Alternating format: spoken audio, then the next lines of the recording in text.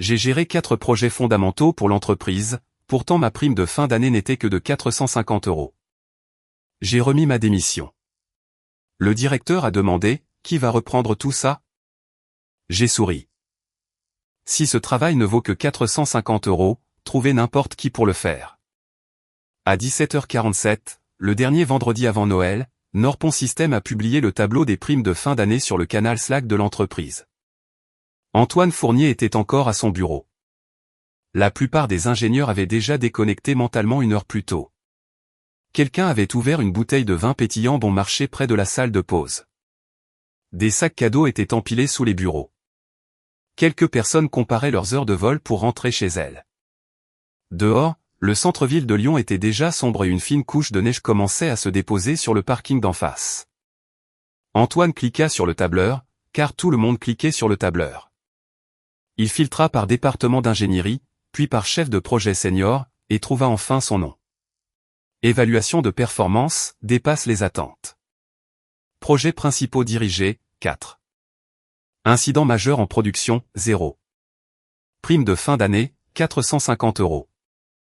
Il fixa le nombre assez longtemps pour que l'écran s'assombrisse. Puis il bougea la souris et regarda de nouveau. 450 €. Pas 4500. Pas 45 000. Juste 450. Benoît Lambert roula sa chaise depuis le bureau voisin. Benoît était un développeur senior avec l'expression permanente d'un homme qui avait passé trop d'années à se battre avec des API mal documentés. « Tu as eu combien ?» demanda-t-il. Antoine tourna l'écran vers lui. Benoît se pencha. Ses sourcils se haussèrent. « C'est une erreur. »« Peut-être. »« Non, je veux dire, ça doit être une erreur. Tu as géré 4 des 6 projets qui ont maintenu cette boîte à flot. » Antoine ne dit rien. Benoît commença à compter sur ses doigts. Le premier projet avait été une plateforme de chaîne d'approvisionnement pour un distributeur médical national. Norpon avait promis une livraison en 14 semaines, après que 2 plus grandes entreprises eurent dit qu'il faudrait 6 mois. L'équipe d'Antoine avait travaillé 72 jours d'affilée sans un seul week-end de repos. Il avait géré les architectes, les développeurs, les intégrations de fournisseurs, la migration des données, la revue de sécurité, et un directeur client qui changeait les exigences chaque jeudi après-midi. Ils avaient livré avec 3 jours d'avance. Le deuxième projet avait été la propre plateforme de données de Norpon. C'était le genre de projet interne que tout le monde jugeait nécessaire mais que personne ne voulait prendre en charge. Les anciennes bases de données avaient des champs nommés d'après des gens qui avaient quitté l'entreprise 5 ans plus tôt. La moitié des rapports dépendaient de scripts que personne ne comprenait. Le premier mois avait été moins de l'ingénierie que de l'archéologie. Antoine l'avait pris parce que Martin Dubois, le directeur de la technologie de Norpon, le lui avait demandé lors d'une réunion du personnel. « Tu es la seule personne en qui j'ai confiance pour démêler ça », avait dit Martin. Antoine l'avait cru.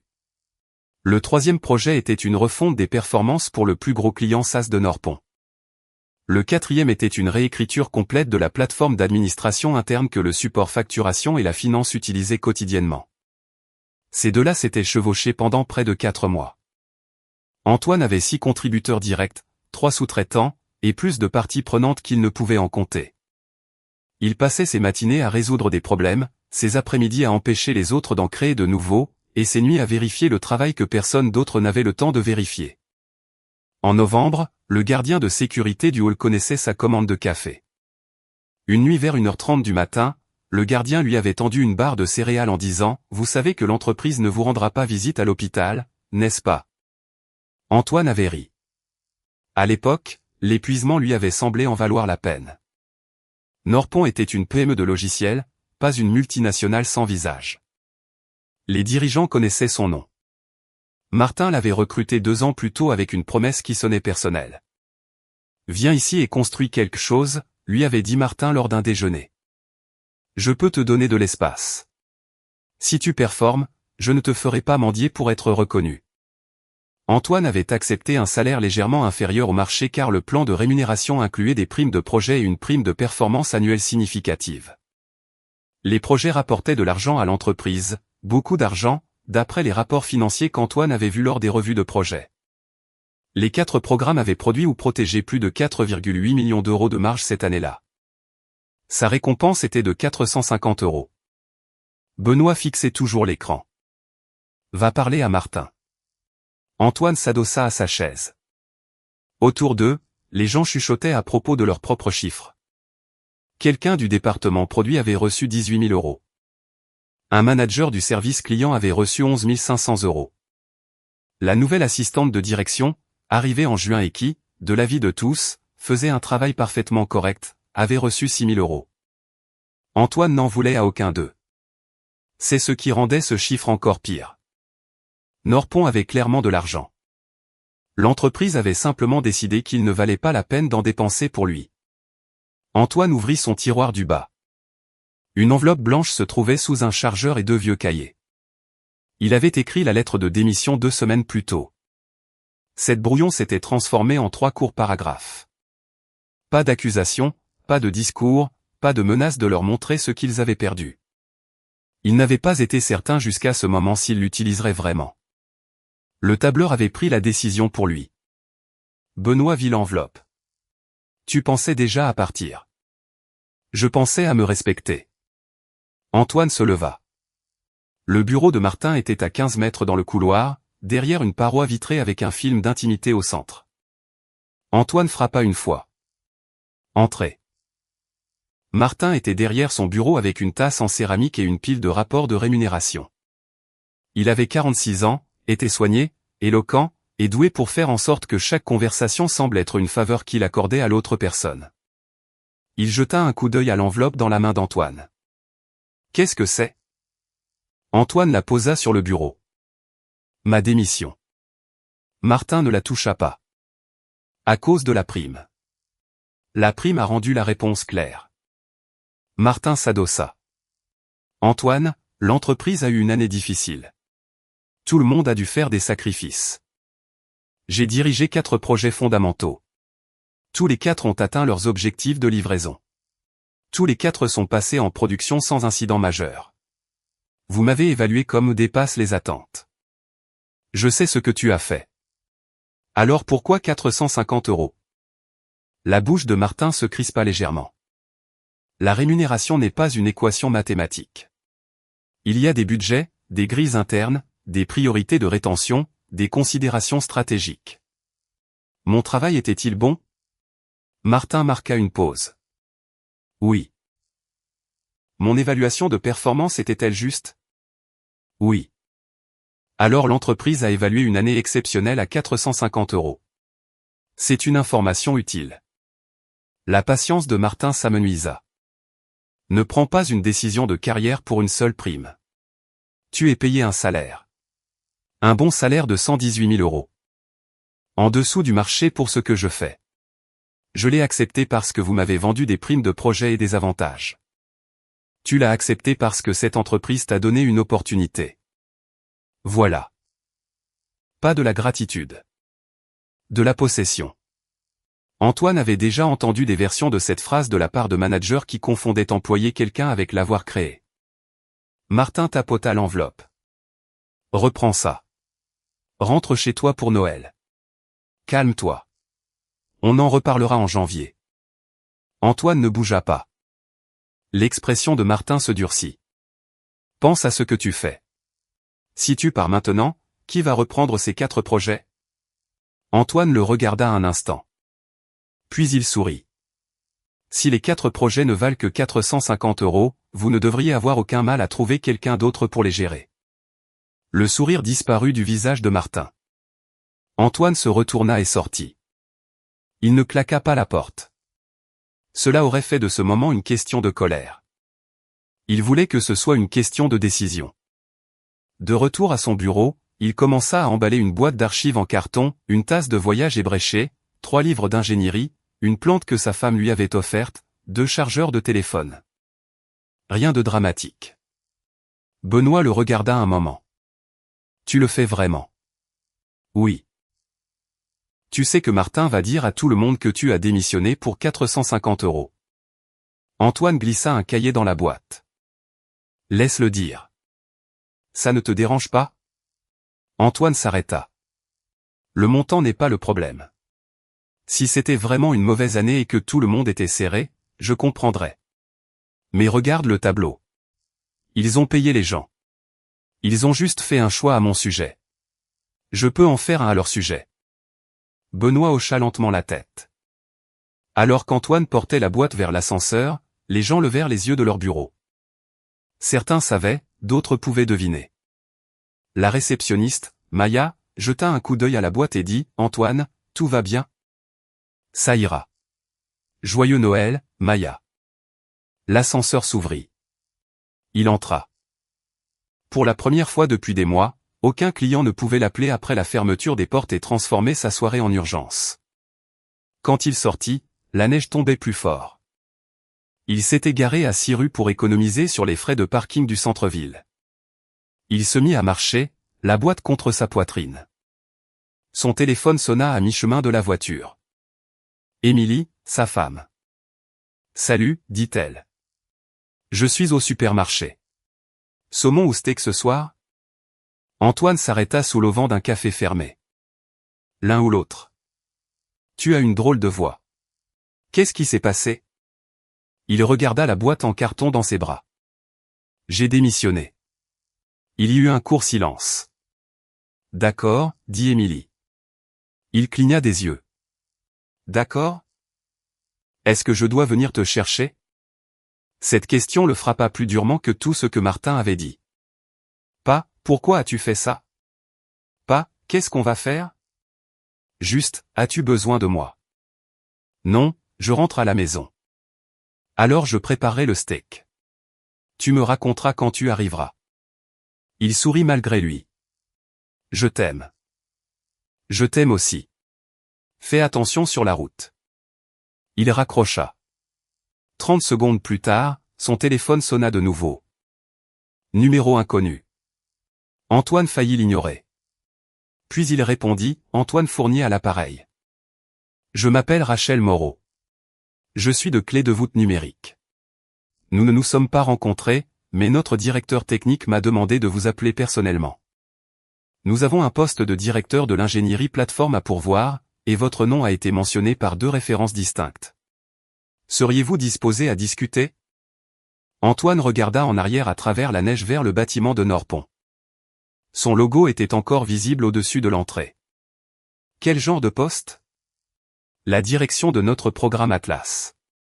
Le salaire de base commence à 225 000 €, plus prime et actions.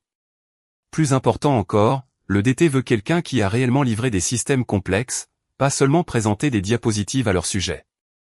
Antoine déplaça la boîte dans ses bras. Quelques minutes plus tôt, Martin Dubois lui avait effectivement dit que 4 projets majeurs valaient 450 €. Maintenant, une entreprise de l'autre côté de la ville l'appelait parce qu'elle avait entendu parler de ce que ces projets exigeaient. Quand voulez-vous discuter ? Demanda Antoine. Demain matin, si vous êtes disponible. Antoine regarda la neige s'accumuler sur son manteau. Je suis disponible. Il raccrocha et continua de marcher. Pour la première fois de la journée, le froid lui parut purifiant. Émilie ne demanda pas à Antoine s'il avait pris la bonne décision avant la fin du dîner. Elle attendit que les assiettes soient dans le lave-vaisselle et que la cuisine soit calme. Puis elle lui versa du thé, s'assit en face de lui à leur petite table de salle à manger et dit « Raconte-moi tout ». Alors il le fit. Il lui parla de la prime de 450 €. Il lui dit ce que d'autres personnes avaient reçu. Il lui raconta ce que Martin avait dit quand il avait démissionné. Émilie écouta sans l'interrompre. Quand il eut fini, elle posa une seule question. S'il t'avait donné 10 000 €, serais-tu resté ? Antoine y réfléchit. Peut-être pour une autre année. Alors je suis contente qu'il t'ait donné 450 €. Il rit. C'est une leçon qui leur coûte cher. Peut-être, mais c'est une leçon bon marché pour nous si ça te sort de là avant que ton corps ne lâche. Émilie l'avait vu se réveiller à 2 heures du matin parce qu'un message d'un client vibrait sur la table de chevet. Elle avait dîné seule alors qu'il était assis à 3 mètres de là avec un ordinateur portable ouvert. Elle l'avait vu s'endormir sur le canapé avec des plans de projet sur la poitrine. Elle ne lui avait jamais demandé d'arrêter d'être ambitieux. Elle lui avait seulement demandé de ne pas disparaître à l'intérieur de son ambition. Le lendemain matin, Antoine se rendit au bureau de Clé de voûte numérique à la Pardieu. Clé de voûte n'était pas glamour. Le hall n'avait pas de cascade en marbre, pas de panneaux boursiers mural, pas de réceptionniste formé pour que les visiteurs se sentent mal habillés. Cela ressemblait à une entreprise qui dépensait son argent en serveurs et en ingénieurs. Rachel Moreau le rencontra en bas et l'emmena dans une salle de conférence. 5 minutes plus tard, Adrien Fouché entra. Le DT de Clé de voûte portait une chemise bleu marine avec les manches retroussées jusqu'aux avant-bras. Il avait la quarantaine et la manière directe de quelqu'un qui considérait les banalités comme une option. « Antoine, merci d'être venu avant Noël. Merci de m'avoir appelé. » Ils se serrèrent la main. Adrien ouvrit le CV d'Antoine mais ne le lut pas. « Je sais déjà ce que dit le CV. Je veux savoir ce qu'il ne dit pas. Pourquoi quittez-vous Norpon ?» Antoine aurait pu donner la réponse professionnelle, croissance, opportunité, nouveaux défis, meilleure adéquation. Il avait déjà utilisé ces phrases en entretien. Cette fois, il dit, j'ai dirigé 4 de leurs projets principaux cette année. Ils m'ont évalué au plus haut niveau et m'ont donné une prime de fin d'année de 450 €. Les sourcils d'Adrien se haussèrent. 450 €. Oui. Et c'est pour ça que vous avez démissionné ? C'est à ce moment-là que j'ai arrêté de trouver des excuses aux problèmes plus larges. Adrien hocha la tête une fois. Bonne réponse. Pendant les 90 minutes suivantes, la conversation n'eut presque rien à voir avec les titres. Adrien dessina des diagrammes sur le tableau blanc et demanda à Antoine comment il les simplifierait. Il décrivit une mise en œuvre ratée et demanda où, selon Antoine, l'équipe d'origine avait perdu le contrôle. Il lui soumit un conflit hypothétique entre la sécurité, le produit et une date limite client. Antoine fut en désaccord avec lui à 2 reprises. Adrien sourit les 2 fois. Puis il afficha une seule diapositive. Initiative Atlas. Investissement projeté du programme, 28 millions €.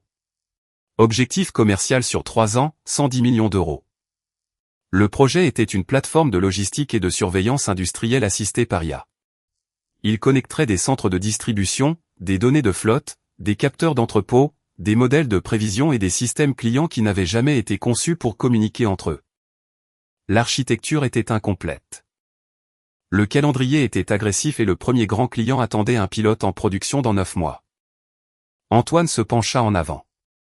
Pour la première fois depuis longtemps, il oublia Norpon. C'est ambitieux. C'est le mot poli, dit Adrien. Le conseil d'administration a d'autres mots. Antoine continua de lire. Votre conception actuelle a trop de couplage entre la couche d'ingestion et le pipeline d'analyse. Si un client envoie des données mal formées en volume, vous allez passer votre vie à isoler les pannes. Adrien s'adossa. Vous avez vu ça en 3 minutes. Ça m'est arrivé une fois. On se souvient de la douleur. Adrien ferma l'ordinateur portable. Je veux que vous le dirigiez. Antoine leva les yeux. Vous n'avez pas encore parlé à mes références. Si. Quand ? Avant que Rachel ne vous appelle. Adrien nomma 2 personnes avec qui Antoine avait travaillé des années plus tôt. L'une était un ancien directeur client. L'autre était un vice-président de l'ingénierie qui avait quitté Norpon l'année précédente. Les 2 avaient dit la même chose. Adrien continua, vous finissez ce dont vous prenez la responsabilité. C'est plus rare que ça ne devrait l'être. L'offre écrite arriva avant qu'Antoine n'atteigne le parking. Salaire de base, 232 000 €. Prime annuelle cible, 20%. Octroi d'actions avec une période d'acquisition de 4 ans. Directeur de l'ingénierie plateforme. Date de début, 8 janvier. Antoine s'assit dans sa voiture et la lut 2 fois. Puis il appela Émilie.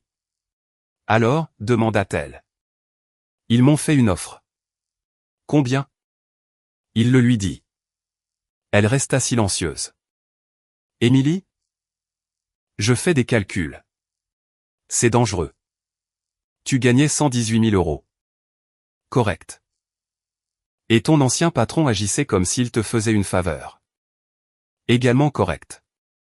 Elle expira. Accepte avant qu'il ne réalise que tu es un casse-pied. Antoine rit si fort qu'un homme passant près de sa voiture se retourna. Il accepta cet après-midi-là. Norpon appela le lendemain. Pas Martin au début. Les ressources humaines.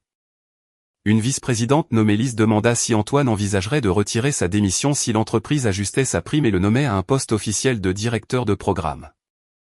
Antoine écouta poliment. Quelle est la prime ajustée? Nous en discutons encore. Alors vous me demandez d'annuler une décision en échange d'une autre promesse. Lise marqua une pause. C'est une façon de voir les choses. C'est la façon exacte. Le soir même, Martin appela personnellement. J'ai entendu dire que tu avais reçu une offre. Antoine était dans le garage en train de remplacer une ampoule grillée au-dessus de l'établi. C'est exact. Clé de voûte. Oui. Ce sont nos plus grands concurrents en logistique d'entreprise. J'en suis conscient. Martin se tut. Ça donne une mauvaise image. Antoine faillit rire. Pour qui? Pour tout le monde. Tu pars juste après la prime. Tu vas directement chez un concurrent. Les gens vont parler. Ils peuvent parler. J'ai signé mon accord de confidentialité. Je le respecterai. Je n'emporterai aucun document, aucune liste de clients, aucun code, ou quoi que ce soit d'autre qui appartienne à Norpon. Ce n'est pas ce que je voulais dire. Alors dis ce que tu veux dire. La voix de Martin se refroidit. Je veux dire que la loyauté devrait compter. Antoine posa le tournevis. Elle comptait. C'est pour ça que je suis resté si longtemps. Martin ne répondit pas. Antoine continua, vous ne pouvez pas utiliser la loyauté comme une facture à sens unique. L'appel se termina sans autre offre de rétention. Antoine passa les 2 semaines suivantes à la maison. Il n'avait pas pris plus de 4 jours de congé consécutifs depuis des années. Au début, il ne savait pas quoi faire de ce temps. Il se réveillait tôt de toute façon. Il vérifiait son téléphone avant de se rappeler qu'il n'y avait pas de Slack de Norpon à surveiller. Il entra dans son bureau à domicile, s'assit, puis se releva parce qu'il n'y avait rien d'urgent qui l'attendait. Le 4e jour, son système nerveux sembla comprendre. Il dormit jusqu'à 8 heures. Il prépara le petit déjeuner avec Émilie. Ils allèrent dans les montagnes pour un après-midi et rentrèrent avant la tombée de la nuit. Il répara une porte de placard qu'il avait promis de réparer 6 mois plus tôt. Le matin de Noël, ses parents vinrent. Antoine leur parla du changement de travail après le café. Son père, un électricien à la retraite, écouta l'histoire de la prime avec un froncement de sourcils. 450 €. Yep. Ta mère a reçu une carte cadeau de Noël plus importante du supermarché. La mère d'Antoine lui donna un coup de coude. Son père haussa les épaules. Je dis juste. Le rire détendit quelque chose en Antoine. Il réalisa à quel point il avait porté de l'embarras, comme si la décision de Norpon disait quelque chose sur sa valeur réelle. Ce n'était pas le cas. Le 8 janvier, il arriva à clé de voûte 20 minutes en avance. Rachel lui donna un badge, un ordinateur portable et un dossier qui contenait un véritable plan d'intégration. Son bureau était petit mais lumineux. Un tableau blanc couvrait un mur. Une plante poteau en bonne santé était près de la fenêtre. Antoine toucha l'une des feuilles et sourit. Adrien apparut à la porte. Prêt? Je pense. Bien. Le conseil a avancé la première revue client de 3 semaines. Antoine le regarda. Vous avez attendu que je commence pour me le dire. Je voulais que tu passes des vacances paisibles. C'est prévenant. Je suis célèbre pour ça. Adrien lui tendit un épais classeur de programme. Atlas est à toi. Antoine le porta jusqu'au bureau et l'ouvrit. Il ne ressentit pas de soulagement. Il ressentit de la pression, mais c'était une pression différente de celle de Norpon. À Norpon, la pression avait ressemblé à une preuve qu'il méritait d'être dans la pièce. Ici, la pièce était déjà la sienne. Maintenant, il devait prouver ce qu'il pouvait construire à l'intérieur. À 9h03, son téléphone vibra. Un message de Benoît. Tu as commencé? Antoine tapa en retour. Il y a 3 minutes. Benoît répondit immédiatement. Martin vient de dire au département que tes 4 projets seront redistribués en interne. Il a dit, aucune personne n'est indispensable. Antoine le lut une fois. Puis il posa le téléphone face contre table. Adrien avait déjà rempli le tableau blanc de questions. Antoine prit un marqueur. Commençons par les domaines de défaillance, dit-il. Norpon pouvait passer l'année à décider s'il avait été indispensable. Antoine avait du travail à faire. Le premier mois d'Antoine chez Clé de voûte ne fut pas un tour de piste victorieux. C'était un travail qui comptait pour lui.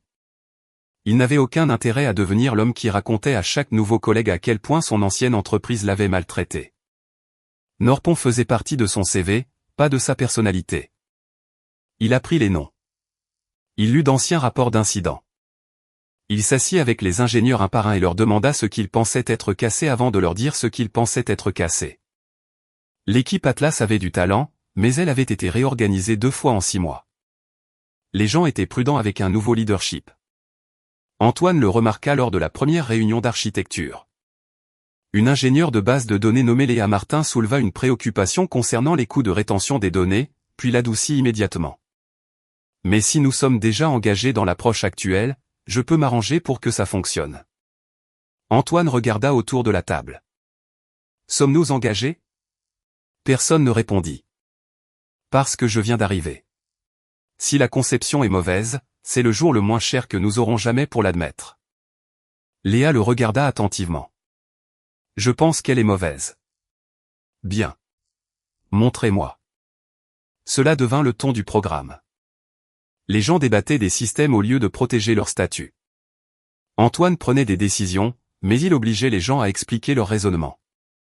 Quand il avait tort, il le disait avant que quelqu'un d'autre ne doive lui arracher l'aveu. En 3 semaines, l'équipe avait redessiné Atlas autour de zones d'ingestion client isolées, d'un traitement piloté par les événements et d'un modèle de permission plus propre. C'était moins tape à accent grave-l'œil que l'architecture originale et beaucoup plus facile à exploiter. Adrien examina le plan tard un jeudi.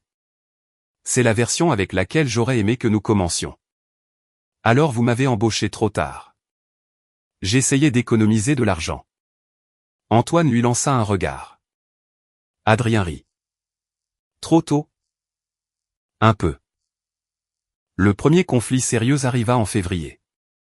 Clé de voûte et Norpon furent tous deux invités à concourir pour un contrat majeur avec la coopérative de fret de l'Ouest, un réseau d'opérateurs de distribution répartis sur 6 départements. Le client voulait un routage prédictif, de la télémétrie d'entrepôt et une réconciliation des stocks en temps réel. Cela recoupait suffisamment Atlas pour que Clé de voûte considère l'affaire comme un test commercial important. Antoine rejoignit l'équipe de prospection car Atlas fournirait la base technique. 2 jours avant le premier atelier client, le DSI de la coopérative de fret de l'Ouest appela Adrien. La conversation dura 20 minutes. Quand Adrien raccrocha, il vint directement au bureau d'Antoine et ferma la porte. Norpon a soulevé une préoccupation de propriété intellectuelle. Antoine leva les yeux de son ordinateur portable. À propos de quoi? De toi. Adrien lui tendit un email imprimé. Le conseil juridique de Norpon avait informé la coopérative de fret de l'Ouest qu'Antoine Fournier avait été un employé clé impliqué dans une architecture propriétaire pendant son temps chez Norpon. La lettre s'arrêtait juste avant de l'accuser de vol, mais elle suggérait que la conception proposée par Clé de voûte pourrait contenir des méthodes confidentielles de Norpon. Antoine l'a lu 2 fois. Sa mâchoire se serra. Probablement Martin. Je n'ai rien pris. Je sais. Pas un fichier, pas un extrait de code, pas une liste de contacts. J'ai laissé mon ordinateur portable d'entreprise sur le bureau. Je n'ai rien exporté. Je sais. Alors pourquoi le client prend-il cela au sérieux? Parce que les avocats sont payés pour prendre au sérieux des phrases comme contamination propriétaire possible. Antoine se leva et alla au tableau blanc. D'accord. On ne discute pas émotionnellement. On documente la séparation. Il écrivit 3 en-têtes, travail antérieur, historique de développement d'Atlas, preuve de conception indépendante. Clé de voûte avait l'historique du contrôle de source pour chaque dépôt d'Atlas. Les décisions d'architecture étaient documentées. Les enregistrements de réunions montraient qui avait proposé quoi et quand. Les choix de plateforme majeures qu'Antoine avait fait chez Clé de voûte étaient matériellement différents des systèmes qu'il avait construits chez Norpon. Plus important encore, l'accusation de Norpon avait une faiblesse. Elle était vague. Antoine appela un avocat spécialisé en technologie recommandé par le conseil de Clé de voûte et fit une déclaration sous serment décrivant ce qu'il avait et n'avait pas conservé de son ancien employeur. Les ingénieurs de Clé de voûte préparèrent une comparaison technique claire basée uniquement sur les matériaux que Norpon avait publiquement présentés aux clients et lors de conférences de l'industrie. Les résultats étaient clairs. Les anciens systèmes de Norpon reposaient fortement sur la synchronisation par lot planifié et une couche d'intégration centralisée. Atlas utilisait un modèle d'événements distribué avec une isolation stricte entre les environnements clients. Même industrie, architecture différente. Lors de l'atelier de la coopérative de fret de l'Ouest, le DSI mit le sujet sur la table immédiatement. Avant de discuter de la proposition, je veux résoudre l'éléphant dans la pièce. Antoine hocha la tête. Bien. Moi aussi. Il n'attaqua pas Norpon. Il ne mentionna pas la prime. Il ne dit pas que Martin Dubois était vindicatif. Il guida le client à travers l'historique de développement de Clé de voûte, les journaux de décision, les Eurodata J, la revue de sécurité et l'analyse du conseil indépendant. Puis il fit quelque chose qu'Adrien n'avait pas prévu. Il afficha une diapositive intitulée « Ce que nous refusons d'utiliser ». Elle listait des catégories d'informations auxquelles Antoine avait eu accès chez Norpon, mais qu'il avait spécifiquement interdit à l'équipe de Clé de voûte de solliciter, tarification non publique, conception spécifique aux clients, conditions des fournisseurs internes. Code propriétaire et feuille de route confidentielle. J'ai passé 2 ans chez Norpon, dit Antoine. J'y ai beaucoup appris. J'ai aussi signé des accords et j'ai l'intention de les honorer. Ce que j'ai apporté à Clé de voûte, c'est de l'expérience. L'expérience appartient à ma tête. Les informations confidentielles de Norpon, non. L'avocat général de la coopérative de fret de l'Ouest posa plusieurs questions. Antoine répondit à toutes. Après la réunion, le DSI lui serra la main. C'était plus propre que ce à quoi je m'attendais. Il le fallait. La menace ne disparut pas complètement, mais elle cessa de contrôler la conversation. La stratégie de Norpon avait produit le résultat inverse de ce que Martin avait probablement prévu. Le client comprenait maintenant exactement avec quel soin Clé de voûte avait séparé le travail antérieur d'Antoine d'Atlas. Une semaine plus tard, Norpon présenta sa propre proposition. Antoine n'y assista pas, mais un contact des achats dit plus tard à Adrien que la technologie semblait familière. Pas volée à Clé de voûte, familière de Norpon même. C'était un remballage des frameworks qu'Antoine y avait construit l'année précédente. Ces systèmes n'étaient pas mauvais. Ils étaient simplement conçus pour une échelle et des contraintes différentes. Norpon avait pris son ancien travail et avait essayé de lui faire porter un nouveau contrat sans la personne qui comprenait pourquoi les anciens compromis existaient. L'équipe d'évaluation de la coopérative de fret de l'Ouest trouva 3 faiblesses majeures dans la conception. L'une concernait l'isolation des données, une autre le temps de récupération. La troisième était un modèle de coût qui supposait une efficacité d'infrastructure que l'architecture ne pouvait pas atteindre de manière réaliste. Clé de voûte remporta la manche technique. Le contrat final était encore à des semaines, mais Antoine sortit de l'évaluation avec une satisfaction tranquille. Il ne voulait pas célébrer trop tôt. Adrien le trouva dans la salle de pause. « Tu sais ce que j'aime le plus dans tout ça ? Le contrat potentiel à 8 chiffres. Ça aussi. Mais tu n'as jamais eu à dire que Norpon était incompétent. Tu as juste construit quelque chose de mieux. » Antoine se versa un café. Si le travail est bon, il n'a pas besoin de discours de vengeance. Cet après-midi-là, Benoît appela.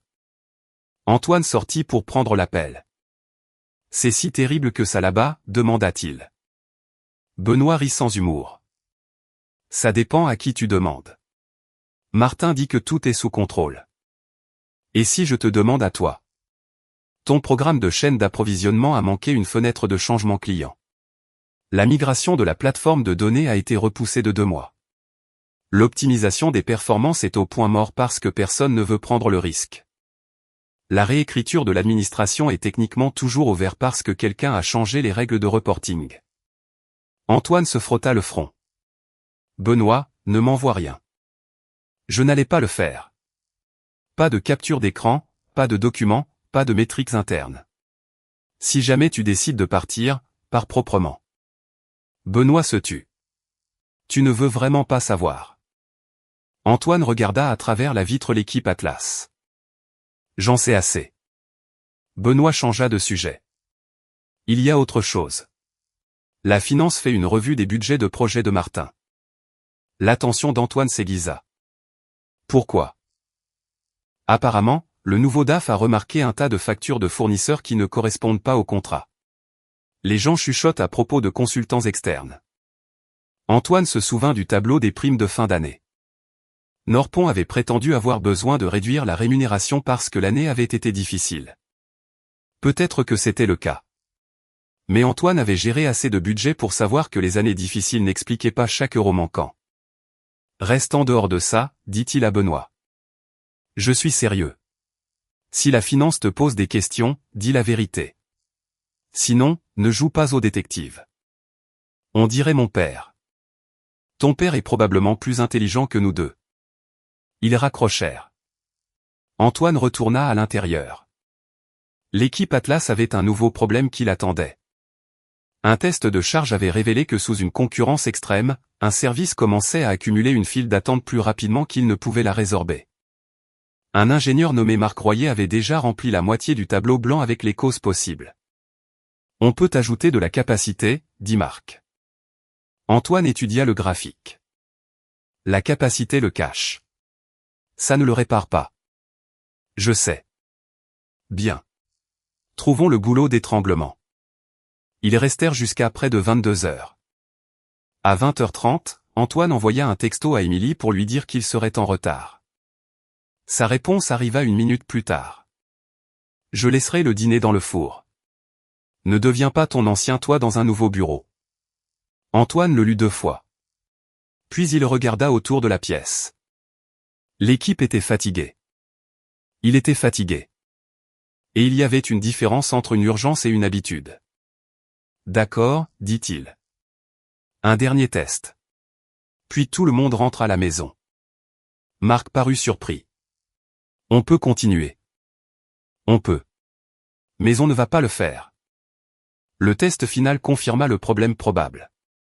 Ils le notèrent et fermèrent la pièce. À 22h12, Antoine entra dans sa maison.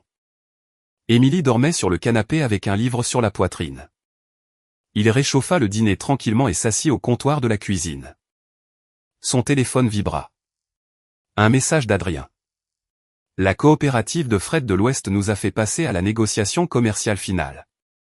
Antoine sourit. Puis un autre message apparut. Aussi, appelle-moi demain matin. Le conseil d'administration de Norpon a engagé un cabinet d'audit externe. Antoine posa le téléphone. Pour la première fois depuis son départ, ce qui se passait chez Norpon pourrait ne plus être une question de sentiments blessés ou de politique de gestion. Cela pourrait être une question de chiffres. Et les chiffres avaient une façon de refuser de rester polis. Les auditeurs externes n'appelèrent pas Antoine immédiatement. Pendant près d'1 mois, rien ne se passa. Cela lui convenait. Atlas entra en phase de test d'intégration. La coopérative de fret de l'Ouest passa aux corrections du contrat. Antoine passait ses journées à examiner les performances, la sécurité et les hypothèses de coût au lieu de surveiller son ancien employeur de loin. Puis, un mardi après-midi, un numéro inconnu apparut sur son téléphone. Antoine Fournier. Oui. Je m'appelle Suzanne Park. Je suis associé en comptabilité judiciaire chez Ellis Grant Advisory. Nous avons été mandatés par le comité d'audit de Norpon System. Votre nom apparaît comme chef de projet sur plusieurs projets que nous examinons. Seriez-vous disposé à répondre à des questions? Antoine regarda à travers la paroi vitrée de son bureau. Son équipe était en session de conception. Léa dessinait quelque chose au tableau blanc pendant que Marc argumentait avec ses 2 mains. Si votre conseil envoie une demande écrite et que le service juridique de Clé de voûte est à l'aise avec cela, je coopérerai. C'est exactement comme ça que nous aimerions procéder. La demande arriva le soir même. Le conseil de Clé de voûte l'examina le lendemain matin. Antoine accepta un entretien. Les questions étaient plus ciblées qu'il ne s'y attendait. Se souvenait-il d'une facture de Redpin Service Technique pour 184 000 €? Oui. Redpin avait-il effectué le travail décrit? Pas à sa connaissance, le programme d'Antoine avait utilisé un autre fournisseur pour ce périmètre. Avait-il autorisé un avenant de 96 500 €? Non.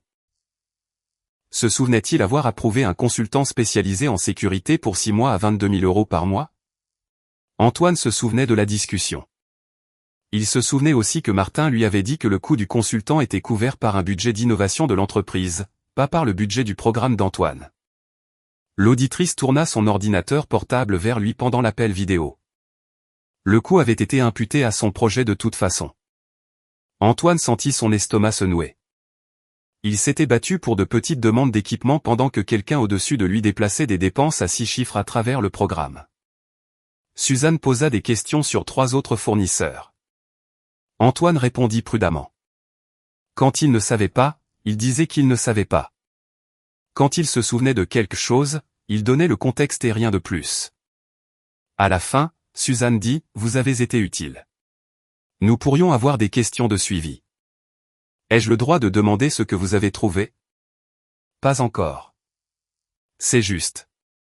3 semaines plus tard, Benoît appela Antoine à 7h10 du matin. Martin est parti.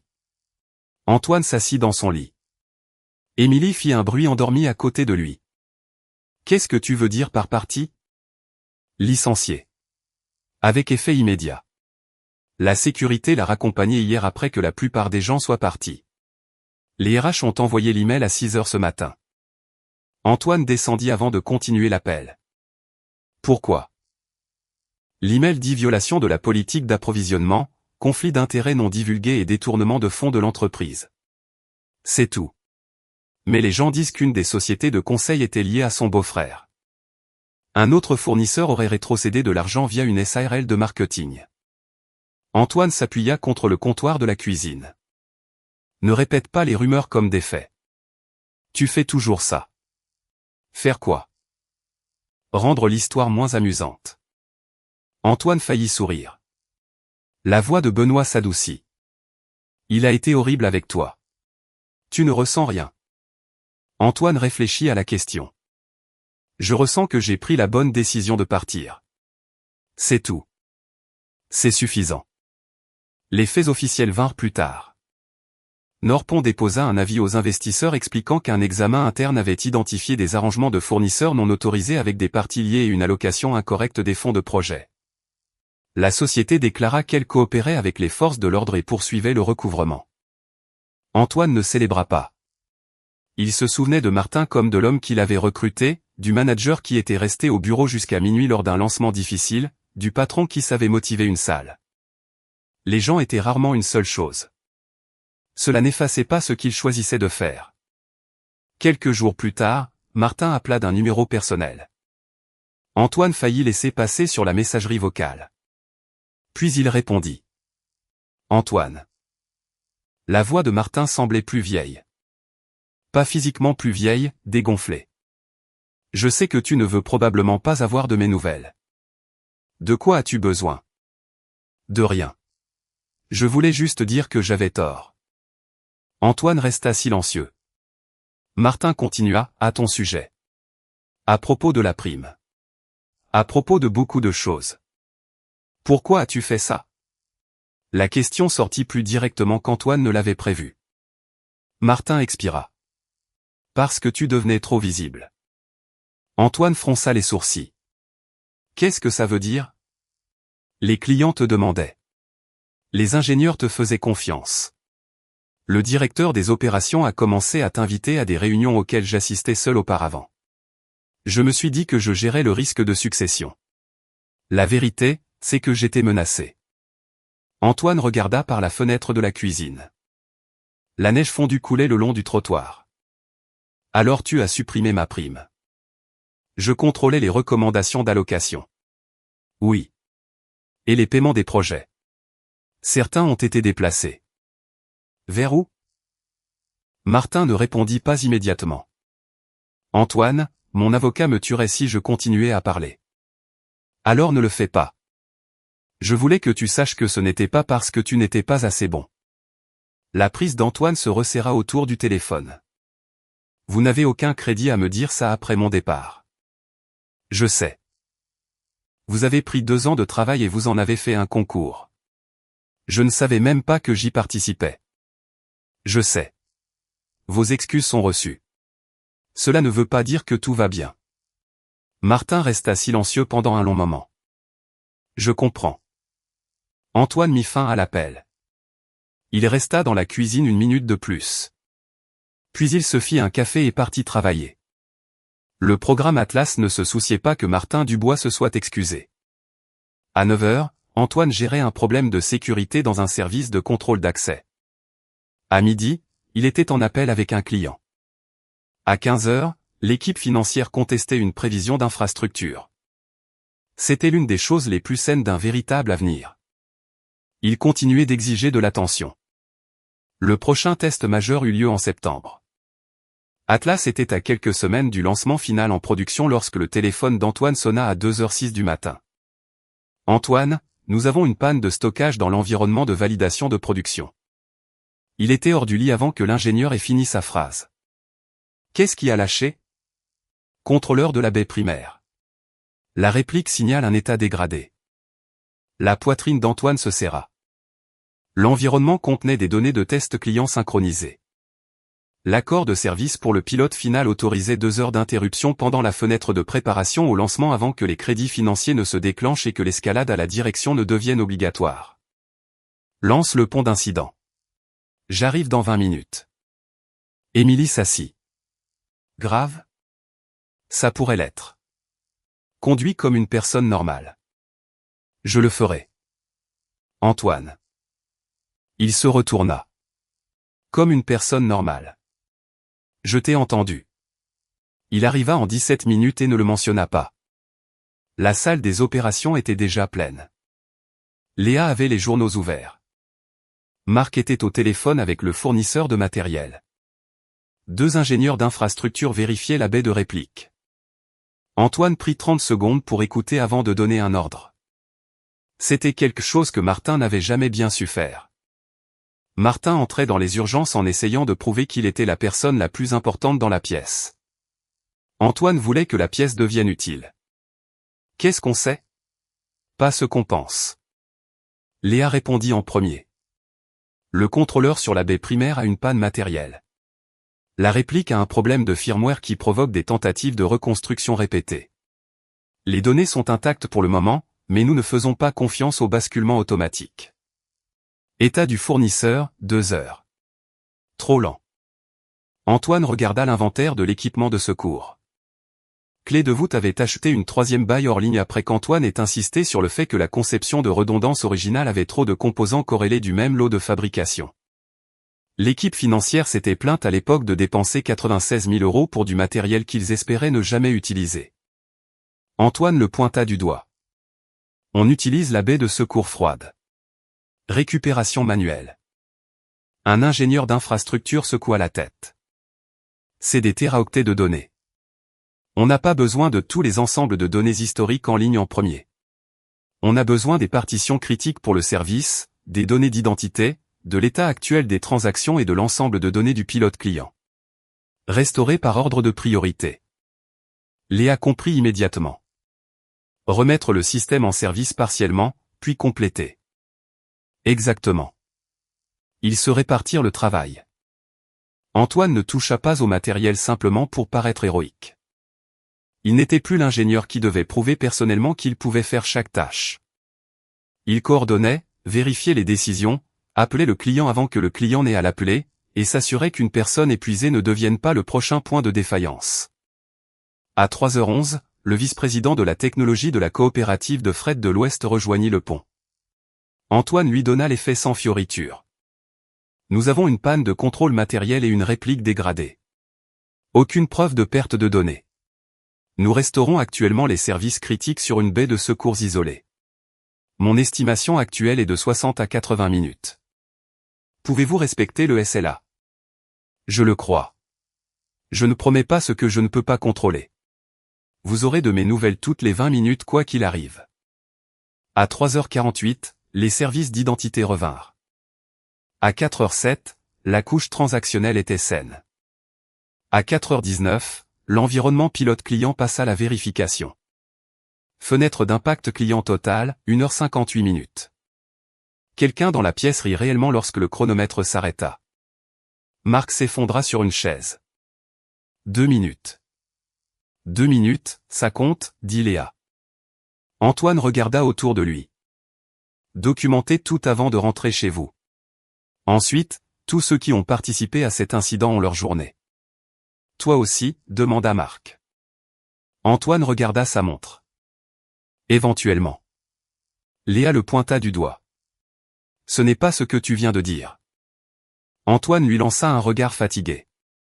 D'accord. Moi aussi.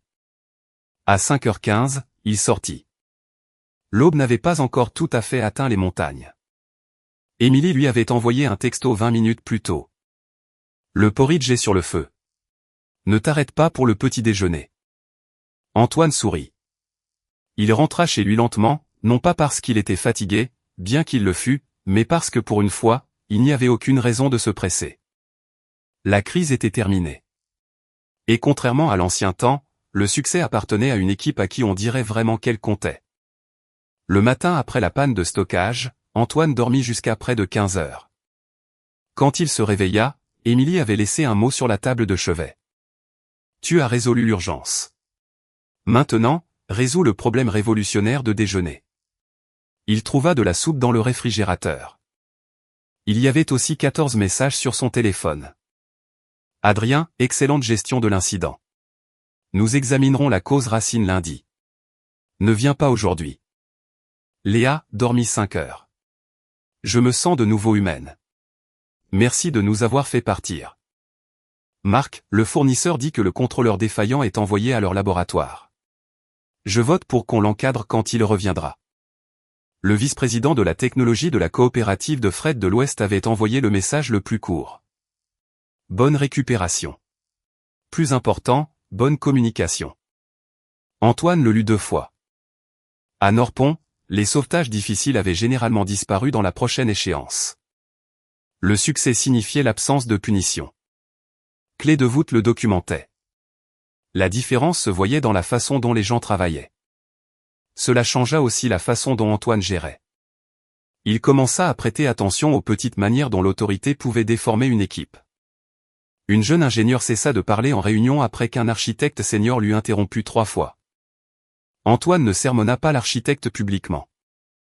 Il changea la structure de la réunion pour que les propositions de conception soient écrites d'abord et examinées en séquence. La prochaine idée de la jeune ingénieure réduisit une dépense cloud projetée de 12%. Un chef de produit avait un parent sous traitement contre le cancer et continuait à prendre des appels dans les cages d'escalier. Antoine aida à organiser un horaire temporaire au lieu d'attendre que la performance s'effondre. Un ingénieur de base de données nommé Léo Chenin vint au bureau d'Antoine un soir avec une expression mal à l'aise. « Ma femme doit accoucher le mois prochain. » Antoine sourit. « Félicitations. »« Merci. Je dois prendre un congé parental. » Le moment est terrible. Le moment est celui que le bébé a choisi. Léo rit nerveusement. Nous entrons en préparation de lancement. Alors nous le planifions. Je peux probablement revenir après une semaine. Antoine ferma son ordinateur portable. Non. Léo parut surpris. Non. Tu as droit à un congé. Utilise-le.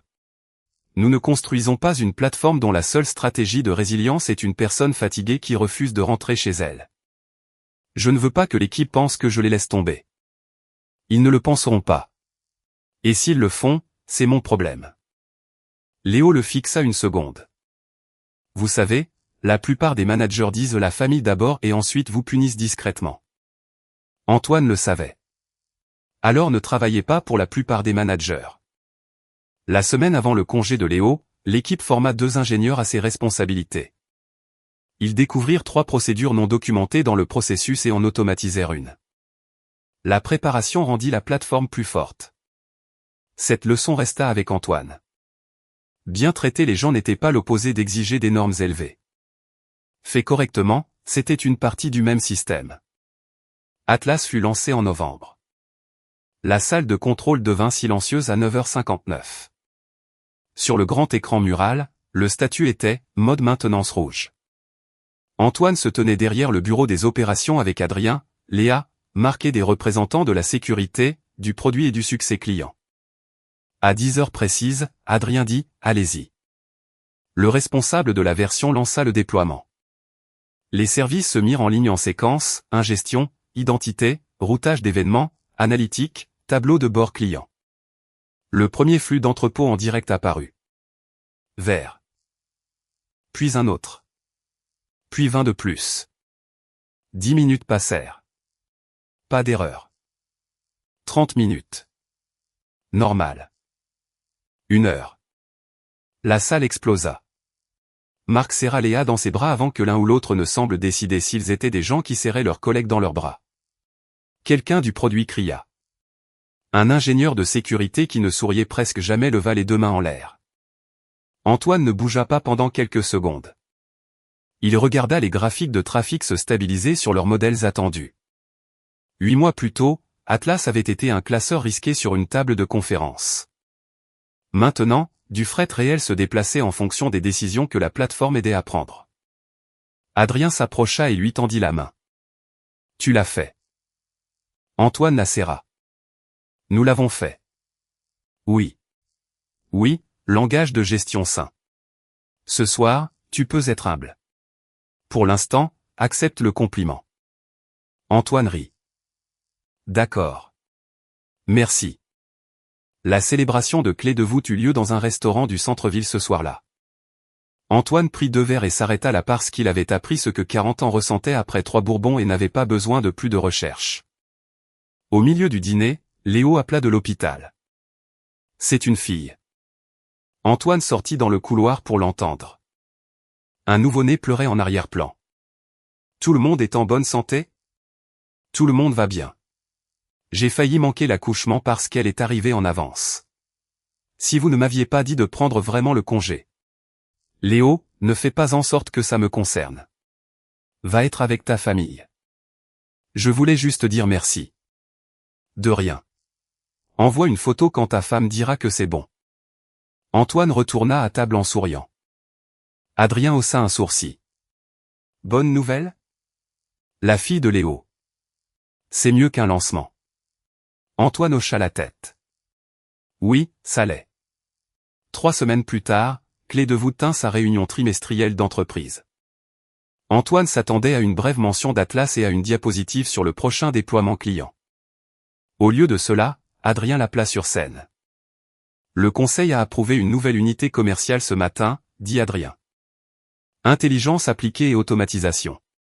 Elle prendra ce que nous avons construit pour Atlas et l'étendra à la fabrication, à la distribution et aux opérations industrielles. Antoine regarda l'écran derrière eux. La diapositive suivante apparut. Président de l'unité commerciale, Antoine Fournier. Il se tourna carrément vers Adrien. Vous auriez pu me prévenir. Adrien parla loin du microphone. Alors ton visage n'aurait pas été aussi bon. La salle rit car le microphone l'avait capté de toute façon. Après la réunion, Adrien donna les détails à Antoine. Le poste était assorti d'un salaire de base plus élevé, d'une plus grande attribution d'actions, d'une participation aux bénéfices de la nouvelle unité et de l'autorité pour embaucher sa propre équipe de direction. « Pourquoi moi » demanda Antoine. Adrien parut presque offensé. « Dois-je faire ça à chaque fois ? C'est un poste plus important. » Exactement. Il y a des gens ici avec plus d'expérience de direction. Il y en a. Alors ? Adrien se pencha en avant. Parce que tu peux rendre un travail compliqué compréhensible sans le rendre petit. Parce que les gens te font confiance quand les choses tournent mal. Parce que tu n'as pas besoin d'être la voix la plus intelligente dans chaque pièce. Et parce que lorsqu'un serveur est tombé en panne à 2 heures du matin, tu as protégé le client, l'équipe et l'entreprise dans cet ordre sans transformer la crise en ton film d'action personnel. Antoine sourit. C'est étrangement spécifique. J'avais des notes. Antoine accepta le poste. Sa première embauche surprit les gens. Il appela Benoît Lambert, non pas pour le débaucher imprudemment. Antoine attendit que Benoît lui dise qu'il avait déjà décidé de quitter Norpont et avait commencé à passer des entretiens ailleurs. Si tu es sérieux au sujet de bouger, dit Antoine, j'ai un poste de responsable de l'ingénierie plateforme. Tu devrais quand même passer un entretien. Benoît resta bouche bée. Tu es propriétaire de l'unité commerciale et je dois quand même passer un entretien. Surtout parce que je te connais. C'est impoli. C'est de la gouvernance. Benoît passa un entretien avec 3 personnes qu'Antoine ne contrôlait pas. Il obtint le poste. Le premier jour, Benoît entra dans le bureau d'Antoine avec un café et regarda autour de lui. Alors, c'est ici que l'homme à 450 € a atterri. Antoine désigna une chaise. Assieds-toi avant que je ne reconsidère l'embauche. Benoît s'assit. Tu sais que l'affaire de Martin est enfin terminée. L'expression d'Antoine changea. Qu'est-ce qui s'est passé? Plaidoyer de culpabilité pour fraude et corruption commerciale. Restitution. Sursis après détention. Carrière pratiquement terminée. Antoine baissa les yeux sur le bureau. Il ne ressentit aucun triomphe. La dernière fois que Martin l'avait appelé, Antoine avait entendu quelque chose qu'il avait autrefois désespérément voulu, la reconnaissance. Elle était arrivée trop tard pour réparer quoi que ce soit.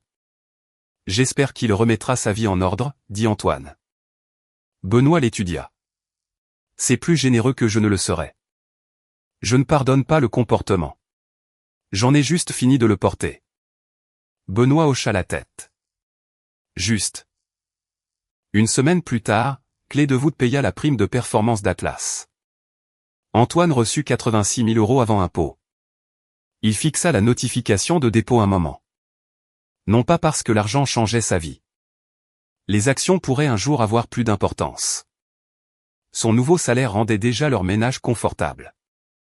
Ce qui le frappa, c'était la ligne dans le mémo de rémunération, base de la prime, livraison du programme, rétention client, gestion des incidents, performance de l'équipe. Quelqu'un avait nommé le travail. Quelqu'un l'avait mesuré. Quelqu'un avait connecté le résultat à la récompense. Antoine montra le mémo à Émilie ce soir-là. Elle le lut, lui rendit le téléphone et sourit. Alors, qu'est-ce qu'on en fait? Une maison. Il louait un T3 en duplex en dehors de Lyon. C'était bien, mais il parlait depuis des années d'acheter un endroit avec un jardin, une plus grande cuisine et une pièce qu'Antoine pourrait utiliser comme bureau sans ranger les manteaux d'hiver derrière sa chaise. Émilie le regarda. On n'a pas besoin de se précipiter juste parce qu'on peut. Je sais. Et je ne veux pas d'un endroit immense qu'on passe notre vie à entretenir. D'accord. Et je veux un quartier où les gens marchent vraiment dehors. D'accord. Et pas de cuisine moderne bizarre où les placards n'ont pas de poignée. Antoine fronça les sourcils. C'est très spécifique. J'ai souffert en silence assez longtemps. Ils commencèrent à chercher. Un mois plus tard, ils trouvèrent une modeste maison de 4 chambres près d'un parc. Le jardin était petit. La cuisine avait des poignées. Le sous-sol avait de la place pour un bureau. Antoine se tint dans le salon vide pendant l'inspection et essaya d'imaginer un avenir là-bas. Il ne savait pas encore qu'Émilie portait la plus grande partie de cet avenir. Émilie annonça à Antoine qu'elle était enceinte un mercredi soir de mars. Il était à la table de la cuisine en train de réviser un plan de recrutement pour la nouvelle unité commerciale quand elle posa un test en plastique blanc à côté de son ordinateur portable. Antoine le regarda, puis la regarda, puis le regarda de nouveau. C'est? Oui. Tu es sûr? 2 tests à la maison et un médecin. 6 semaines. Antoine se leva si vite que sa chaise roula contre le mur. Émilie rit et se mit à pleurer en même temps. Il fit le tour de la table, s'arrêta devant elle, puis hésita comme si la grossesse avait transformé sa femme en quelque chose d'assez fragile pour se briser avec une étreinte. Émilie ouvrit les bras. Tu peux encore me toucher. Il la serra fort, puis plus doucement. On va avoir un bébé. Apparemment. Je vais être papa. C'est généralement comme ça que ça marche. Il rit dans son épaule. Pour le reste de la nuit, Antoine devint absurde. Il demanda si elle devait porter le panier à linge. Elle lui dit que personne n'avait jamais été médicalement en danger à cause de 3 t-shirts. Il proposa de faire le dîner alors qu'elle avait déjà mangé. Il chercha, meilleure position de sommeil prénatal à 6 semaines, jusqu'à ce qu'Émilie lui prenne son téléphone. Tu gères un programme technologique de 28 millions d'euros, dit-elle. Comment peux-tu être si mauvais pour rester calme? Profil de risque différent. Va te brosser les dents. Ils signèrent pour la maison 6 semaines plus tard. Antoine n'acheta pas de voiture de sport. Il n'arrêta pas de travailler. Il ne devint pas soudainement un homme qui mesurait le succès par des objets coûteux parce que quelqu'un d'autre l'avait un jour fait se sentir petit. Il acheta un SUV fiable avec de bonnes notes de sécurité parce qu'Emily voulait quelque chose de plus facile pour charger un siège auto. Il garda la vieille tasse de voyage ébréchée de Norpon dans une boîte dans le garage, non pas comme un trophée, juste parce qu'il oublia de la jeter. La nouvelle unité commerciale grandit rapidement. Antoine embaucha des ingénieurs, des architectes de solutions, un responsable financier, 2 chefs de produits et un directeur des ventes qui avaient assez de confiance pour lui dire quand ses idées techniques étaient impossibles à expliquer aux clients. Leur première grande opportunité vint d'un fabricant d'équipements industriels qui exploitait des usines en Ohio, au Tennessee et au Texas. Le client voulait une maintenance prédictive sur des milliers de machines sans remplacer les systèmes de contrôle existants. C'était exactement le genre de problème qu'Antoine appréciait. Compliqué, à enjeux élevés, plein de contraintes que personne ne pouvait ignorer. Lors de la première présentation à la direction, le directeur des opérations du client lui posa une question qu'Antoine avait entendue dans différents forums tout au long de sa carrière. « Pourquoi devrais-je croire que votre équipe peut faire cela ?» Antoine aurait pu mentionner Atlas. Il aurait pu lister ses qualifications. Au lieu de cela, il dit « Vous ne devriez pas nous croire pour l'instant. Donnez-nous accès à une usine, un ensemble de données limitées et 60 jours. Nous vous montrerons. » Le directeur des opérations sourit. « C'est votre argument de vente ? C'est celui en lequel j'ai confiance. » Ils obtinrent le pilote. 60 jours plus tard, le système identifia un modèle de vibration associé à une défaillance prématurée de roulement sur une ligne critique. La maintenance remplaça le composant pendant une fenêtre programmée au lieu d'après une panne. Le temps d'arrêt évité paya la totalité du pilote. Le client signa une extension de 3 ans. Le conseil d'administration de Clé de voûte approuva un investissement supplémentaire dans l'unité d'Antoine. Lors de la célébration, Benoît trouva Antoine près du bord de la pièce. « Tu sais quel est ton problème. Je suppose que tu vas me le dire. Tu fais passer ça pour normal. » Quoi ? Il y a 1 an, tu emballais une plante dans une boîte en carton parce que Martin t'avait donné 450 €. Maintenant, tu diriges une unité commerciale et tu conclus des contrats nationaux. Fais au moins semblant d'être impressionné par toi-même. Antoine regarda autour de la pièce. Léa parlait à un architecte client. Marc riait avec l'une des nouvelles recrues. Léo avait une photo de bébé ouverte sur son téléphone pour quiconque voulait bien rester immobile assez longtemps. « Je suis impressionné, » dit Antoine. « Tu n'as pas l'air impressionné. »« Je suis impressionné que tant de gens puissent faire du bon travail ensemble sans que quelqu'un ait besoin de les faire se sentir petits. » Benoît leva son verre. « C'est d'une bienveillance agaçante. Tu me connais depuis trop longtemps. » Le dernier appel direct de Norpon arriva en juin. Une lettre arriva à l'adresse personnelle d'Antoine. Il n'y avait pas de nom d'expéditeur, seulement un cabinet d'avocats. À l'intérieur se trouvait une courte note manuscrite de Martin. Antoine ne la lut pas immédiatement.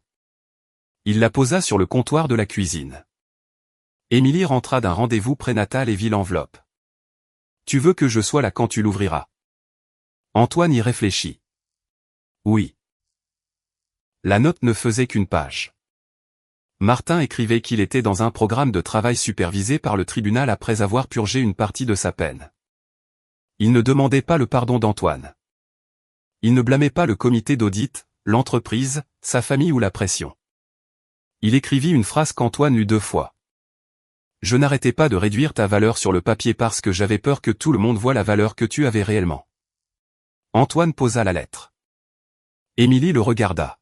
« Comment te sens-tu ? » Triste pour lui. Pour l'inutilité de tout ça. Il plia la lettre et la remit dans l'enveloppe. Il ne répondit pas. Le pardon, avait-il appris, ne nécessitait pas de rouvrir une porte. À la fin de l'été, la grossesse d'Émilie était évidente. Antoine devint moins ridicule, mais pas moins attentif. Il devint également plus strict sur ses propres horaires. Il quittait plus souvent le bureau pour le dîner. Quand quelque chose nécessitait vraiment de travailler tard, il restait. Quand ce n'était pas le cas, il refusait de créer du drame juste pour rendre le leadership visible. Un soir, une chef de produit s'excusa de partir à 17h30 pour assister au spectacle de l'école de son fils. Antoine la regarda. « Pourquoi vous excusez-vous ? Mauvaise habitude. Perdez-la. » Elle sourit et partit. Daniel ferma son ordinateur portable, 15 minutes plus tard. Sur le chemin du retour, il se souvint du vieux gardien de sécurité de Norpont lui disant que l'entreprise ne lui rendrait pas visite à l'hôpital. Le gardien avait eu raison. Mais la leçon plus profonde n'était pas que les entreprises étaient cruelles. Les entreprises étaient faites de systèmes et de personnes. Elles devenaient ce que leurs dirigeants récompensaient. Norpont avait récompensé la peur, la politique et l'extraction jusqu'à ce que ces choses deviennent normales. Clé de voûte n'était pas parfaite. Aucune entreprise ne l'était. Les budgets se resserraient, les délais devenaient déraisonnables, les gens n'étaient pas d'accord, Antoine faisait des erreurs. Mais quand il eut assez d'autorité pour façonner un coin du système, il essaya de rendre le respect pratique, des objectifs clairs, des retours honnêtes, de vrais congés, une rémunération liée à la contribution, pas de punition secrète pour avoir rendu un manager peu sûr de lui. En octobre, l'unité commerciale tint sa première retraite de planification annuelle. Antoine ouvrit la session avec une diapositive montrant le chiffre d'affaires, la marge, la performance de livraison, la rétention des employés et la satisfaction client. Puis il afficha une deuxième diapositive. Elle listait chaque équipe qui avait contribué au résultat. Ingénierie, produits, sécurité, finance, opérations, succès client, vente. Avant de parler de l'année prochaine, dit-il, je veux qu'une règle soit claire. Personne dans cette pièce ne construira sa carrière en rendant le travail de quelqu'un d'autre invisible. Si un résultat a été partagé, le crédit est partagé. Si un échec était le nôtre, le blâme n'est pas externalisé vers le bas. Benoît, assis près du fond, croisa le regard d'Antoine. Il savait exactement d'où venait cette règle. Après la retraite, Antoine rentra chez lui sous la première neige de la saison. Émilie était enceinte de 8 mois. Leur maison avait l'air chaude de la rue. Une lampe brillait à la fenêtre avant. Des boîtes de fournitures pour bébé étaient empilées près du couloir. Un berceau à moitié assemblé attendait à l'étage parce qu'Antoine avait découvert que l'architecture logicielle ne se traduisait pas naturellement en assemblage de meubles. Il entra et trouva Émilie sur le canapé. « Comment va l'Empire » demanda-t-elle. « Moins impérial qu'annoncé. »« As-tu viré quelqu'un ?»« Non. » « Décevant. Je pensais que les cadres viraient quelqu'un avant le déjeuner chaque jour. » Antoine enleva son manteau. « J'ai rejeté 2 demandes de budget. » Le voilà, l'impitoyable. Il s'assit à côté d'elle et posa une main sur son ventre. Le bébé bougea. Le visage entier d'Antoine changea. Cela se produisait à chaque fois. Émilie rit. « On dirait que tu n'as jamais ressenti ça avant. C'est toujours bizarre. » Bon bizarre. Le meilleur des bizarres. Une semaine avant Thanksgiving, Clé de voûte finalisa la rémunération pour l'unité d'Antoine. Il examina chaque recommandation avec les RH et la finance. Une ingénieure avait apporté une contribution discrète mais essentielle au pilote industriel. Elle n'était pas tapa accent grave l'œil en réunion. Elle ne gérait personne. Elle avait construit le pipeline de détection d'anomalies qui avait repéré la défaillance du roulement. Son manager proposa une prime modeste parce qu'elle n'était pas considérée comme très visible. Antoine la renvoya. La visibilité n'est pas la métrique. L'impact l'est. Ils l'augmentèrent. Plus tard cet après-midi-là, Antoine s'assit seul dans son bureau pendant quelques minutes. Il pensa au tableur qui avait tout déclenché. Évaluation de performance, dépasse les attentes. 4 projets principaux. 450 €. Pendant longtemps, il avait traité ce chiffre comme une insulte gravée dans la pierre. Maintenant, il semblait plus petit. Non pas parce que l'insulte était devenue acceptable, mais parce que sa vie était devenue plus grande qu'elle. Son téléphone vibra. Émilie. Le médecin dit que tout va bien. Aussi, ton enfant a donné un coup de pied à l'infirmière. Antoine sourit et tapa en retour. Potentiel de leadership. Émilie répondit. Absolument pas. Antoine rit aux éclats. Il éteignit son ordinateur portable à 17h12. En passant devant le tableau blanc à l'extérieur de la zone d'ingénierie, Benoît l'interpella. Tu pars tôt, patron ? Antoine regarda l'heure. Il est plus de 17h. Juste pour m'assurer que la culture ne s'effondre pas. À demain, Benoît. Il se dirigea vers l'ascenseur. Les portes s'ouvrirent. Pendant une seconde, il se souvint d'avoir transporté une boîte en carton à travers un autre jeu de porte d'ascenseur près d'1 an plus tôt. À l'époque, il avait cru qu'il s'éloignait de quelque chose qu'il avait perdu.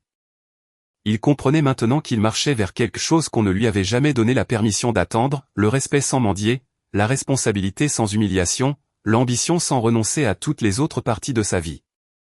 Et un travail dont la valeur était mesurée par ce qu'il créait, non par la petitesse dont un manager menacé avait besoin qu'il se sente.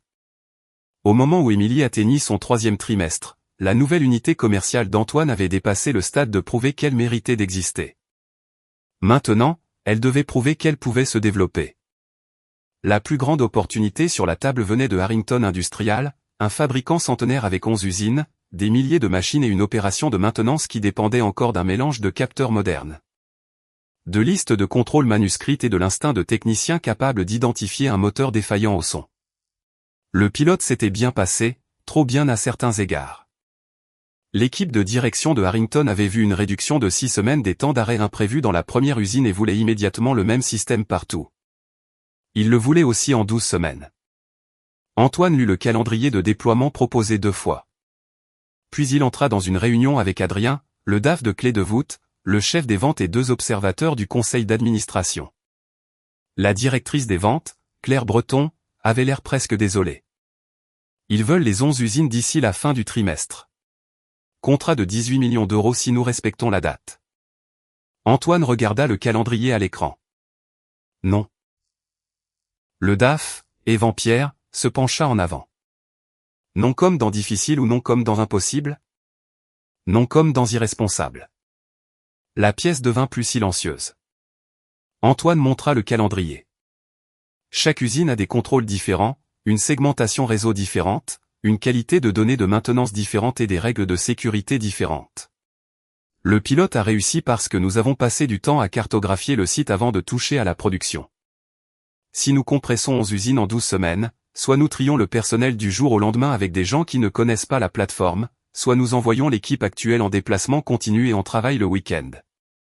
Les deux augmentent le risque. Evan fronça les sourcils. Nous avons construit l'unité pour croître. La croissance crée de la pression. La pression, c'est bien. L'aveuglement, non. Adrien ne dit rien. C'était délibéré. Il voulait qu'Antoine mène l'argumentation. Evan tapota la table. Si nous disons non, un concurrent pourrait dire oui. Alors laissez-les assumer la promesse. Claire se tortilla sur sa chaise. Je ne veux pas perdre 18 millions d'euros parce que nous semblons prudents. Antoine hocha la tête. Moi non plus. Alors ne dites pas non à l'affaire. Dites non au calendrier. Donnez-moi 48 heures et je vous donnerai un plan de déploiement que nous pourrons défendre. Evan regarda Adrien.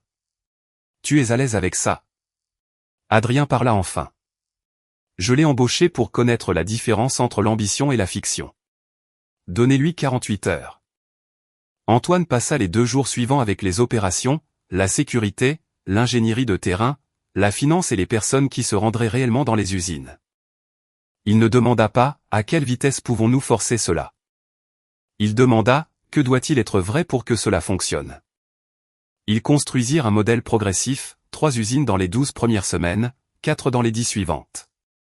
Les 4 dernières après un point de contrôle de fiabilité formel. Clé de voûte créerait 2 équipes de déploiement sur le terrain au lieu d'une, embaucherait un support d'intégration local près des plus grands sites de fabrication et exigerait que Harrington fournisse des inventaires d'actifs standardisés avant que chaque site n'entre en mise en œuvre. Le contrat complet prendrait 7 mois, pas 3. Mais les 3 premières usines commenceraient à produire des économies mesurables dans le trimestre d'origine. La finance modélisa la différence. Le plan progressif améliorait en fait la marge car il réduisait les déplacements d'urgence, les primes des sous-traitants et les reprises. Antoine présenta la proposition au directeur des opérations de Harrington. Le directeur des opérations fixa le calendrier. Mon conseil veut les 11 ce trimestre. Antoine hocha la tête. Votre conseil veut le résultat. La date et la façon dont ils essaient de garantir le résultat. Je vous dis que la date rend le résultat moins probable. Chaque fournisseur me dit qu'il peut aller plus vite si je paie assez. Alors vous n'avez pas de pénurie de fournisseurs. L'expression du directeur des opérations se durcit. Claire regarda Antoine de l'autre côté de la table comme pour lui rappeler silencieusement que les directeurs des ventes préféraient moins de phrases qui sonnaient comme des invitations à s'en aller. Antoine continua. Nous agirons de manière agressive, mais je ne vous vendrai pas 11 déploiements réussis pour ensuite planifier tranquillement que 11 équipes épuisées improvisent leur chemin. Voici ce à quoi nous pouvons nous engager. Voici ce que vous devez fournir et voici la date sous laquelle je suis prêt à mettre mon nom. Le directeur des opérations baissa de nouveau les yeux sur le plan. Pendant près d'1 minute, personne ne parla. Puis il demanda, si nous acceptons 7 mois, que garantissez-vous dans les 90 premiers jours? Antoine se tourna vers la page des jalons. C'était la vraie négociation. 3 heures plus tard, Harrington accepta l'approche progressive. La valeur totale du contrat augmenta à 19,4 millions d'euros car le client ajouta des services de préparation de site et un package de support de 2 ans. De retour à clé de voûte, Evan attrapa Antoine devant l'ascenseur. Je pensais que tu allais tuer ce contrat. Vous pensiez que j'étais conservateur. Je le pensais. Je ne protégeais pas l'équipe du travail acharné. Je protégeais le contrat des faux calculs. Evan sourit. Vous savez, les gens de la finance revendiquent généralement les faux calculs comme notre territoire. Alors je m'excuse d'avoir empiété sur vos fonctions. Le déploiement commença en août. Antoine nomma Léa comme responsable du programme technique et Marc comme responsable des opérations de la plateforme. Benoît gérait le plan de dotation en personnel d'ingénierie. Claire était responsable de la relation avec la direction du client.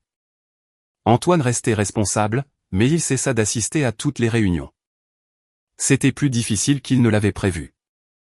Pendant la majeure partie de sa carrière, la compétence avait signifié être présent. Si quelque chose comptait, il y touchait. Si quelque chose était risqué, il restait proche. Si quelqu'un avait des difficultés, il intervenait. Ses instincts l'avaient rendu précieux. Il pouvait aussi rendre tout le monde autour de lui dépendant. Un après-midi, Léa entra dans son bureau avec une escalade technique. Antoine écouta pendant 10 minutes, posa 2 questions, puis dit, « Que recommandez-vous » Elle expliqua son plan. Ce n'était pas exactement ce qu'il aurait choisi. C'était aussi bon. Faites-le. Léa parut surprise. Vous ne voulez pas revoir les détails de la mise en œuvre? Avez-vous besoin de moi pour le faire?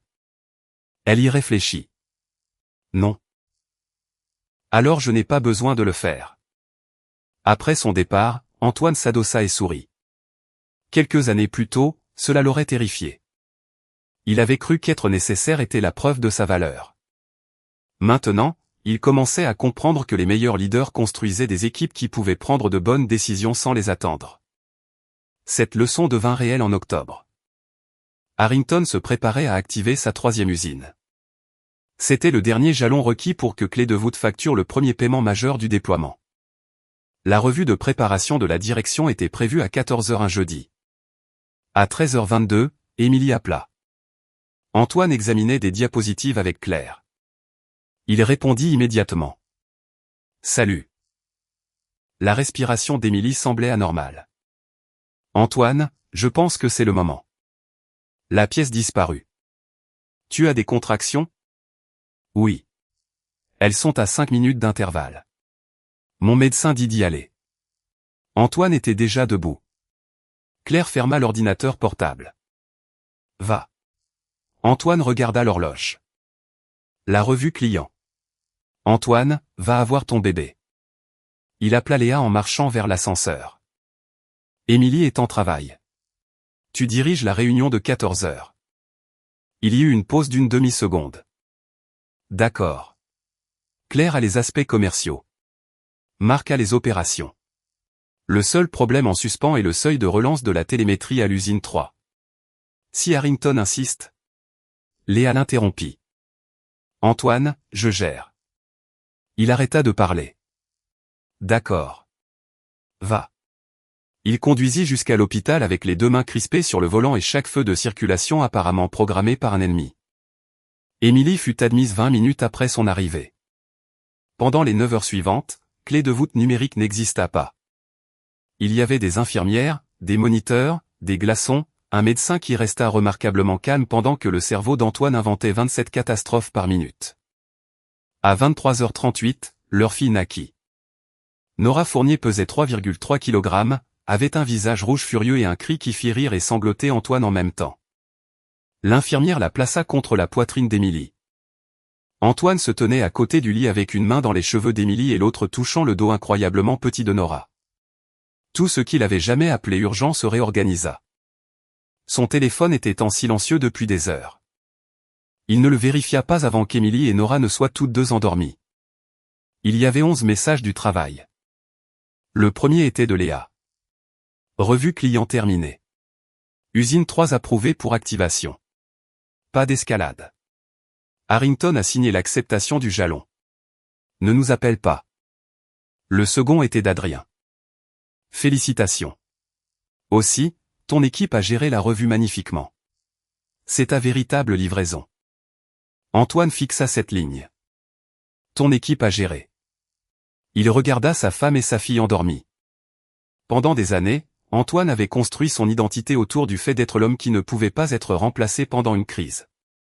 Norpon avait exploité cet instinct puis l'avait convaincu que c'était de la loyauté. Clé de voûte lui avait donné une opportunité différente. Construire quelque chose qui continuait de fonctionner quand il sortait de la pièce. Il comprit enfin pourquoi c'était plus précieux. Antoine prit 3 semaines de congé parental. Le premier matin, il ouvrit Slack sur son téléphone par habitude. Puis il le ferma. Léa avait son numéro si le bâtiment prenait feu. Le bâtiment ne prit pas feu. Les 3 premiers déploiements de Harrington restèrent sains. Le 4e site démarra. Une décision de recrutement qui avait inquiété Antoine fut résolue par Benoît et les RH sans lui. La finance négocia un renouvellement de contrat avec un fournisseur. Claire conclut une commande additionnelle. L'unité ne s'effondra pas. Antoine se sentit fier au lieu d'être menacé. À son retour, l'équipe avait placé une petite paire de cache-oreilles rose anti-bruit sur son bureau avec une carte qui disait « Pour la première visite de Nora dans un centre de données ». Antoine les leva.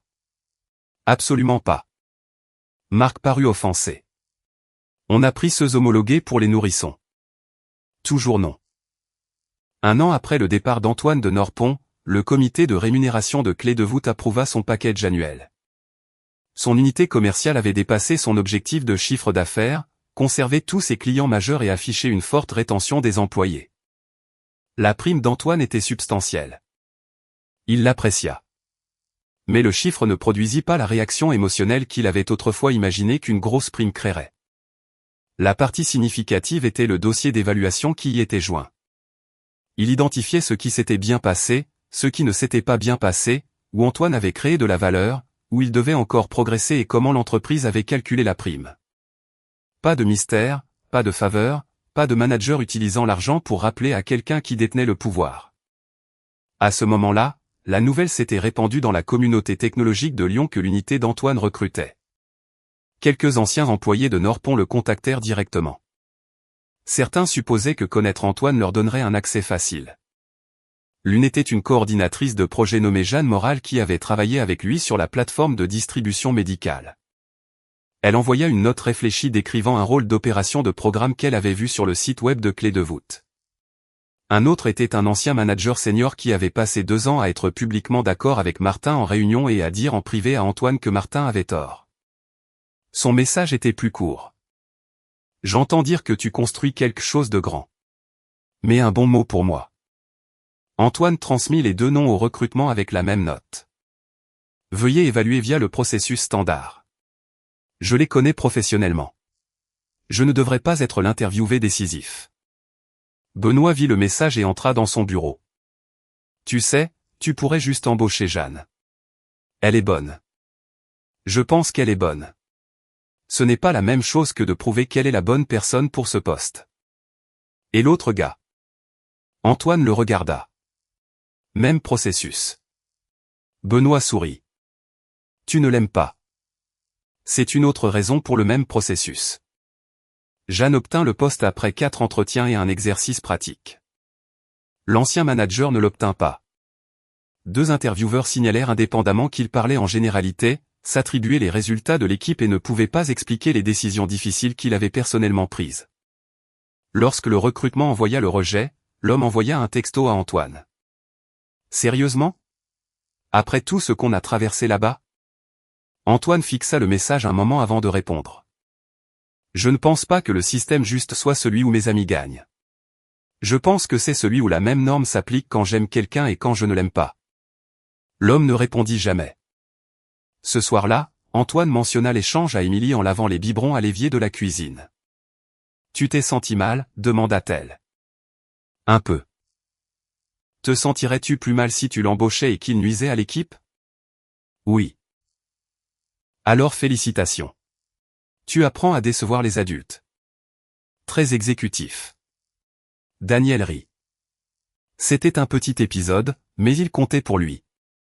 À Norpont, le système avait été corrompu par la préférence déguisée en jugement. Les primes, la visibilité, l'accès aux fournisseurs et les promotions dépendaient trop de qui mettait Martin à l'aise. Antoine ne voulait pas recréer la même structure avec lui-même au centre juste parce que ses intentions étaient meilleures. L'équité devait survivre à ses propres préjugés, aussi. Ce soir-là, Antoine s'assit dans son bureau à domicile après que Nora se fût endormie. Il nettoyait un vieux dossier cloud quand il trouva une capture d'écran de Norpont, le tableur des primes. Son nom dépasse les attentes. 450 €. Pendant un instant, il put ressentir l'ancien bureau de nouveau, la faible lumière fluorescente, Benoît roulant sa chaise, l'enveloppe dans le tiroir. Martin demandant qui reprendrait les projets. Antoine avait sauvegardé la capture d'écran parce qu'il pensait qu'il pourrait un jour avoir besoin de la preuve de ce qui s'était passé. Il n'en avait plus besoin. Il supprima le fichier. Puis il vida la corbeille. En bas, Nora se mit à pleurer à travers le babyphone. Antoine se leva immédiatement. La voix d'Émilie vint de la chambre de bébé. « Je m'en occupe. » Antoine prit quand même le moniteur et descendit. Certaines choses valaient la peine d'être là même si quelqu'un d'autre pouvait s'en occuper. C'était peut-être là, pensa-t-il, la différence qu'il avait passé des années à essayer d'apprendre.